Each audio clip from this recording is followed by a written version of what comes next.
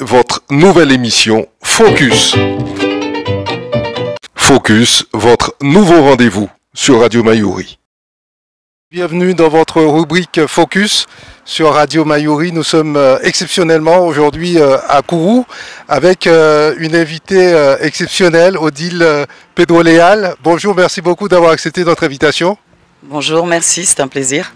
Alors nous sommes sur ce site qui véhicule une image emblématique de la Guyane avec déjà sur cette pirogue qui représente les peuples des différentes nations de Guyane. On peut peut-être faire un résumé? Oui, on peut, les trois fleuves, comme dirait Damas. Bon, là, ils sont 4, évidemment. Voilà, ce sont toutes les populations, on va dire, originelles de Guyane. Je ne dis pas autochtones forcément, puisqu'on sait que les peuples autochtones étaient les Amérindiens qui habitaient ce continent en premier.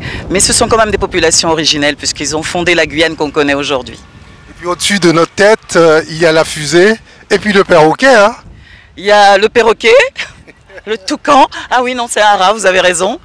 Et puis aussi cet arc-en-ciel, qui est aussi le symbole un petit peu de l'humanité en paix. Que représente pour vous la ville de Kourou? Alors la ville de Kourou, je dirais que c'est mon fief, mon bastion comme on dit, puisque je suis originaire et toute ma famille de Kourou, de la savane de Kourou, comme on disait à l'époque.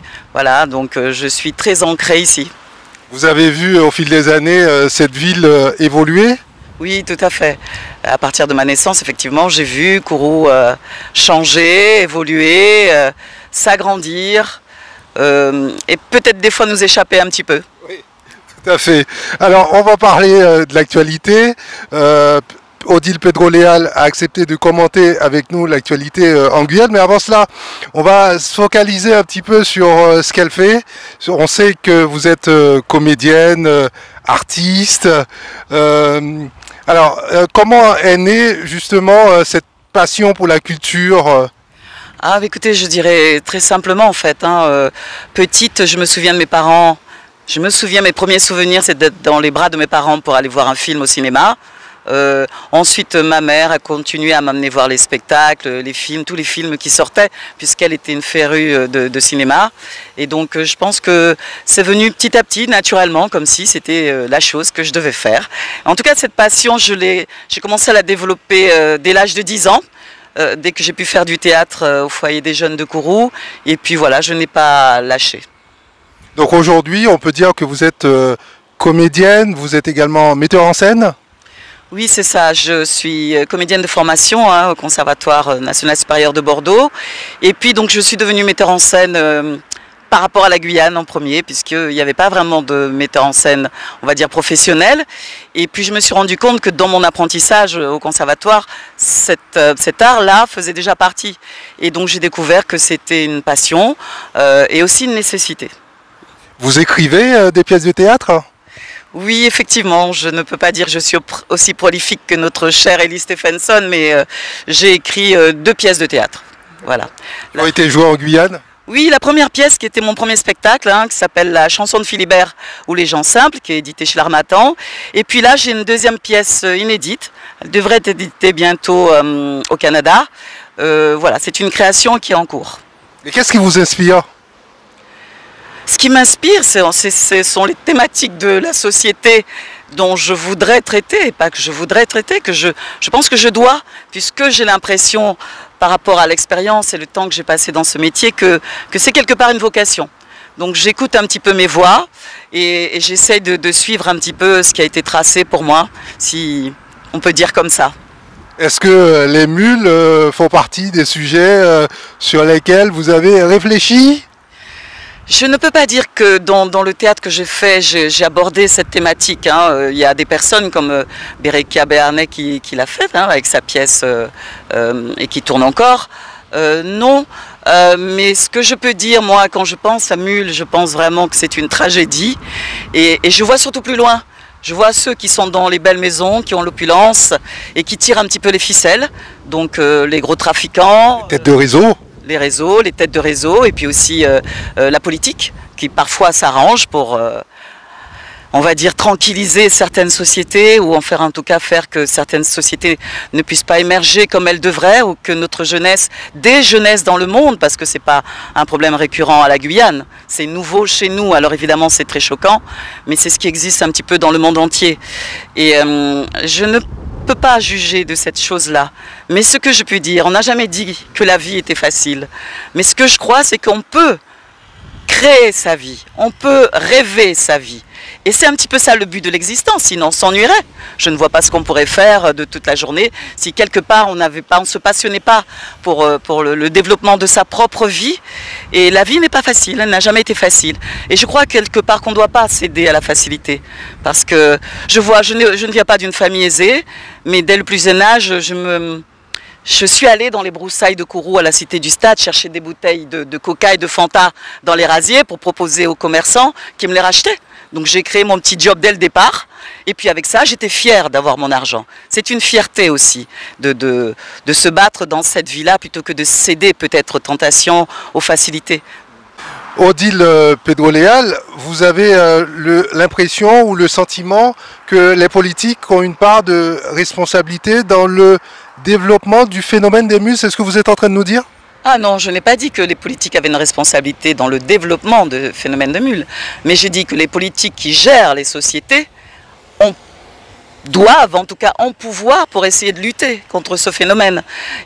Puisque ce sont les politiques et les politiques qui dirigent nos sociétés, les sociétés en général, donc ce sont ces mêmes politiques-là qui doivent tracer les chemins, qui dessinent les sociétés telles qu'on les souhaiterait.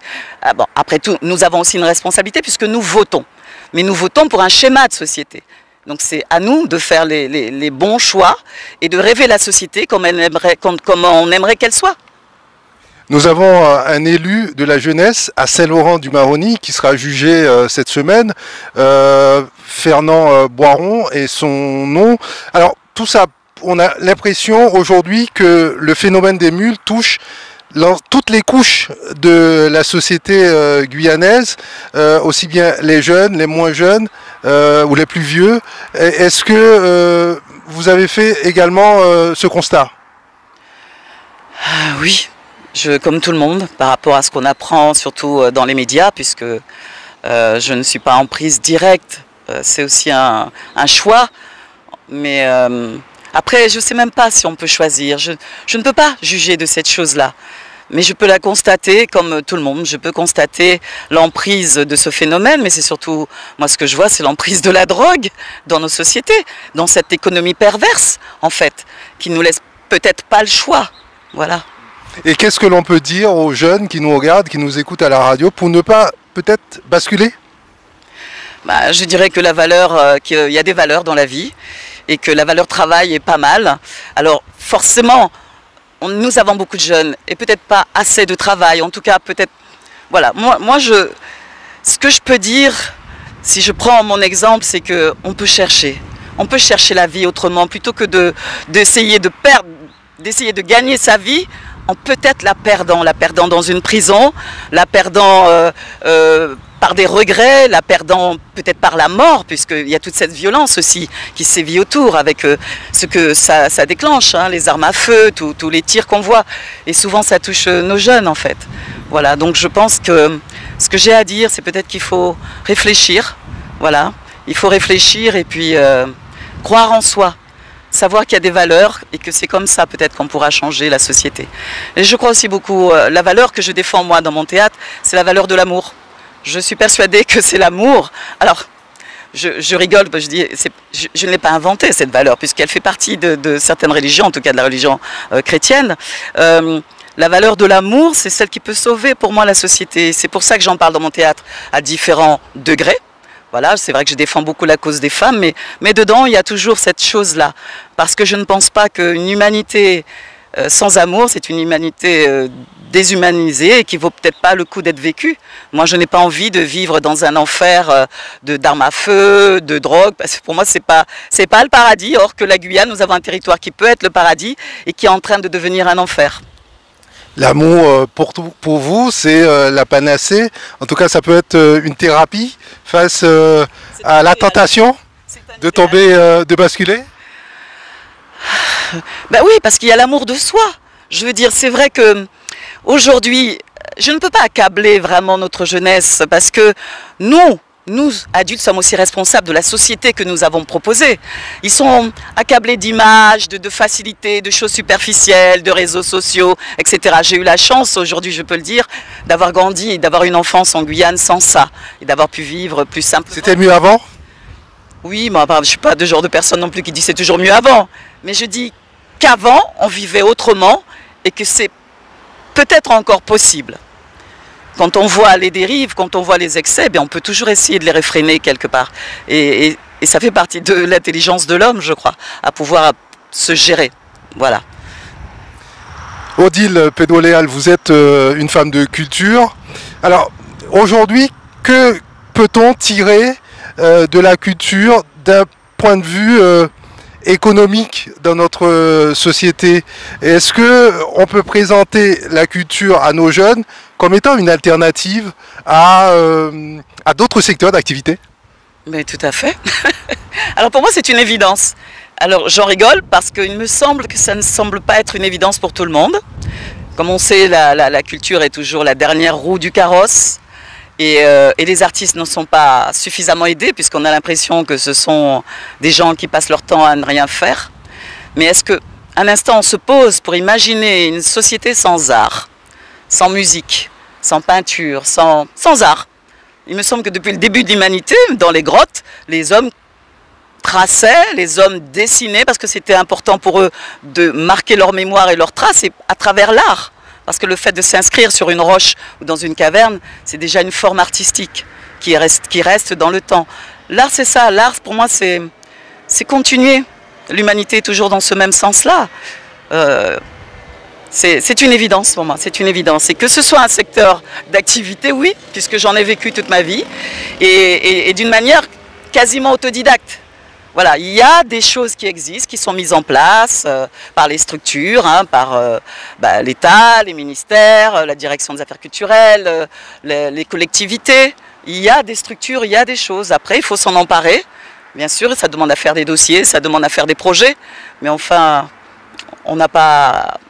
On n'a rien sans un minimum d'efforts. Mais c'est vrai que c'est un secteur d'activité, parce qu'on voit que les plus grosses fortunes, certaines des plus grosses fortunes dans le monde sont quand même beaucoup des artistes. Voilà, si on voit l'économie américaine, est-ce qu'on peut en dire? Il y a beaucoup d'artistes qui pèsent dans l'économie. Mais on a l'impression que quelque part, on n'en a pas tout le temps conscience, et que certains émergent, et que d'autres sont destinés à vivoter ou alors, pire, disparaître. Voilà, des artistes disparaissent parce qu'ils n'arrivent pas à vivre de leur métier, alors que c'est le contraire. Il faut vraiment penser l'art comme des secteurs d'activité, des secteurs où il y a des métiers innovants, puisqu'on ne cesse de progresser. Aujourd'hui, les nouvelles technologies sont rentrées sur les scènes. On peut faire plein de choses avec des vidéoprojections, avec des 3D, avec tout ce qu'on imagine dans le cinéma, dans le théâtre, dans la musique. Donc effectivement, ce sont des secteurs d'activité. On a souvent l'impression que les artistes, ce sont des gens qui idéalisent un monde qui est très éloigné de la réalité, qui ne sont pas suffisamment pragmatiques parfois. Qu'est-ce que vous en pensez, vous? Eh bien, je pense toujours que ce sont justement des préjugés, parce que ce sont des gens concrets, puisqu'ils laissent une trace, puisqu'ils travaillent, et que ce sont des marqueurs temporels. Un artiste est un marqueur temporel. À telle époque, un tel a fait ça. À telle époque, un tel a chanté ça. À telle époque, un tel a fait tel film. Donc c'est assez pragmatique pour parler de notre monde, des univers. Et heureusement qu'en même temps, les artistes sont des rêveurs parce qu'ils permettent de faire avancer et d'évoluer la société, tout simplement. Voilà. À vous entendre, Odile Pedro-Léal, les parents auraient intérêt aujourd'hui à encourager leurs enfants vers cette voie, vers la voie de la culture. Ah non, je ne dis pas que c'est un intérêt, c'est une question de choix. Je veux dire, on ne pousse pas quelqu'un à faire de l'art. C'est la personne, ça vient de soi, ça vient de l'intérieur, ça vient d'une nécessité. C'est un impératif pour certaines personnes de s'exprimer dans les arts. Voilà. Mais par contre, ce que je peux dire aux parents, c'est qu'il y a des métiers. Voilà, donc, par exemple, si je prends le théâtre, il y a le son, il y a la lumière, il y a les costumes, il y a les décors, il y a, voilà, il y a metteur en scène, il y a comédien. C'est pas juste faire un spectacle comme ça, une pièce. Il y a beaucoup de métiers, plusieurs métiers qui concourent et qui participent. Pareil pour le cinéma, et voilà. Et le dernier sujet d'actualité que j'aimerais aborder avec vous concerne l'enclavement du territoire, puisque nous sommes à Kourou. Kourou, c'est la troisième ville de Guyane, après Cayenne, Saint-Laurent-du-Maroni.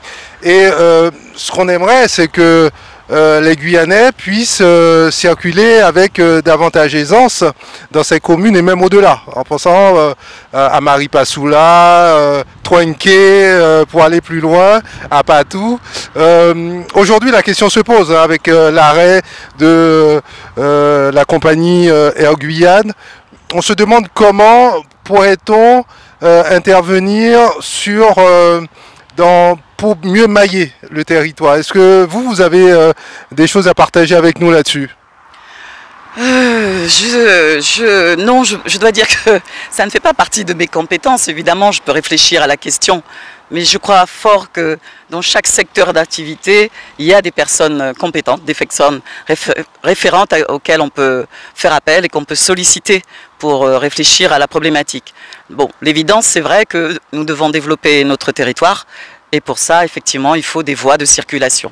Il faut que les populations puissent échanger pour toutes sortes de choses, le commerce, les rencontres, la chose normale en fait, la chose normale. Et puis, et tout simplement aussi pour éviter les disparités. Et notamment par rapport, je pense encore à la jeunesse, je veux dire à l'enseignement, aux enseignements. Ce n'est pas normal que certains jeunes puissent avoir accès à des choses et pas d'autres. Voilà, nous savons déjà par tous les drames qu'on a vus ces dernières années que ça peut être problématique du point de vue de l'humain. Donc, et ça l'est pour toutes sortes de choses, ne serait-ce que pour les soins, pour manger, pour le ravitaillement. Donc pour moi ce sont des évidences. Après il y a des personnes qui sont là pour faire que cela change. Est-ce que vous avez déjà joué à Maripasoula par exemple ou à Patou? Oui. J'ai joué à Maripasoula, mais j'ai fait même mieux. J'ai passé 2 ou 3 mois à faire des ateliers théâtre pour les jeunes, plusieurs classes du collège de Maripasoula.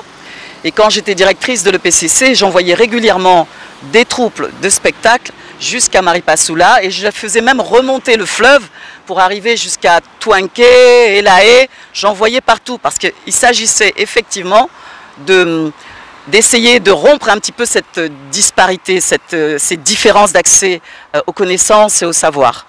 Il fallait mailler le territoire et donc pendant ces 3 années à l'EPCC Les Trois Fleuves, vraiment j'y ai travaillé et c'était une grande fierté. Alors j'ai écouté activement avec soin au début de cet entretien, vous nous parliez à quel point c'était important pour vous de défendre les femmes sans être féministe pour autant, pour reprendre vos termes. Aujourd'hui, quel regard portez-vous sur le phénomène de violence contre les femmes? Autant on parlait tout à l'heure des mules, on voit qu'en Guyane et à La Réunion, si mes souvenirs sont bons, ce sont les 2 départements où les cas de violence sont les plus élevés de France. Les violences faites aux femmes. Oui. Eh bien, c'est quelque chose que je ne comprends pas. C'est quelque chose, quand j'y réfléchis, je crois que j'en perds les mots, j'en perds les... Je ne vais pas dire ce n'est pas normal, c'est comme enfoncer une porte ouverte, mais vraiment ça ne devrait pas exister. Et puis je suis presque à dire comment dans nos sociétés on puisse encore accepter que cela existe. Et je m'adresse aussi directement aux femmes, il ne faut pas se laisser faire. Il y a des numéros, il y a des structures d'accueil, et à la première gifle, à la première violence, il faut savoir qu'elle peut se répéter. Et donc il faut agir tout de suite, il ne faut pas attendre, il ne faut pas se laisser faire. Est-ce que ce phénomène de violence est à sens unique ou puisque parfois on pense qu'il y a des hommes aussi qui sont victimes de violence? Ah oui, évidemment, la violence elle est partout. Je veux dire, même entre les petits, c'est une manière aussi d'extérioriser peut-être des mal-être. Donc je ne peux pas non plus juger de cela. Mais en tout cas, quand on veut vivre en société, il faut savoir se canaliser et canaliser ces choses-là. Sinon, on ne peut pas vivre ensemble. Et ce n'est pas normal que, si on parle de la violence faite aux femmes, que sous prétexte peut-être qu'elles sont plus faibles physiologiquement, entendant, que celui... Est-ce que c'est vrai? Que le plus fort prenne le dessus. Voilà, est-ce que c'est vrai? Je ne sais pas, je ne pourrais pas vous le dire. Bon, alors vous m'avez dit qu'il y a des hommes aussi qui se font violenter. Oui, je veux bien le croire, mais pas seulement par des femmes et par d'autres hommes aussi. En fait, la violence, elle est générale. Elle est générale, elle est partout. Alors, si les femmes se font violenter, est-ce qu'on peut s'autoriser de dire que nos sociétés sont de plus en plus violentes? Écoutez, j'ai l'impression que oui. Alors, je ne sais pas, mais modestement, je puis dire que dès le départ, avec le début de l'humanité et des hommes, il y a eu cette violence pour défendre son territoire, pour défendre sa famille, même pour chasser. C'est un acte violent que d'attraper un animal, de le tuer pour vivre. Alors, quelque part, ça fait partie un petit peu de l'homme. Mais il faut que cette violence, comme je disais, soit nécessaire et dirigée dans le bon sens. Ça veut dire, si on doit se défendre, peut-être, mais encore une fois, nos sociétés sont des sociétés intelligentes. C'est ce qui différencie l'homme de l'animal. C'est-à-dire qu'on peut penser ces choses-là. Si on se fait agresser, on peut agir d'une autre manière. On n'est pas obligé de répondre à la violence par la violence. Mais encore une fois, c'est facile de dire ça. Et je dis c'est facile de dire ça parce que peut-être je n'ai pas été confrontée à cette violence directe. Mais tout ce que je peux dire, je crois savoir qu'elle fait partie de nous aussi et que c'est encore là aussi un travail à faire sur soi-même. Nous arrivons quasiment au terme de cette émission, ce numéro de Focus avec Madame Odile Pedro-Leal. Alors ma dernière question va concerner votre actualité. Quelle est-elle ? Alors là, je suis en train de tourner le spectacle qui s'appelle Bernarda Alba de Yana, qui est une adaptation de la pièce de Federico Garcia Lorca, La Maison de Bernarda Alba, qui est un auteur d'origine espagnole. Et je l'ai adapté à la Guyane, justement, à notre réalité, à ça. Et en général, j'aime bien adapter les pièces à nos sociétés parce qu'il est important pour moi de ramener les choses un petit peu à soi. Et voilà, donc dans cette pièce, on retrouve donc les thématiques par rapport aux femmes, à la violence et puis aux sociétés créoles. Voilà, donner une visibilité à nos sociétés et montrer que ces cultures nouvelles dont nous faisons partie existent et que donc c'est lui donner son essence, lui donner sa visibilité. Madame Odile Pedro-Leal, merci beaucoup d'avoir été notre invitée et bonne chance pour la suite. Merci beaucoup. Retrouvez votre nouvelle émission Focus. 30 minutes pour mieux comprendre l'actualité en Guyane et découvrir les acteurs de notre territoire. Focus, c'est du lundi au vendredi, première diffusion à 8h30, puis rediffusée à 13h10 et 19h10. Focus, votre nouveau rendez-vous sur Radio Mayuri.